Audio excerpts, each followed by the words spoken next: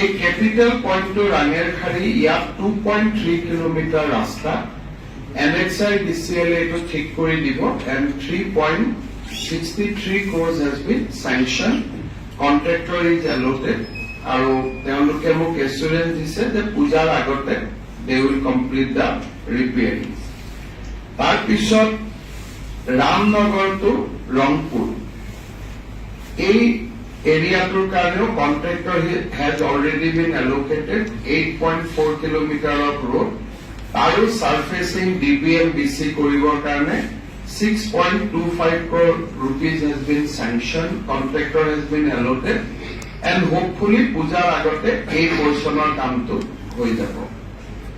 Finally, Maligaon two Badarpur এই 28 kilometre ৰাস্তা ইম্প্ৰুভমেন্টৰ কাৰণে এটা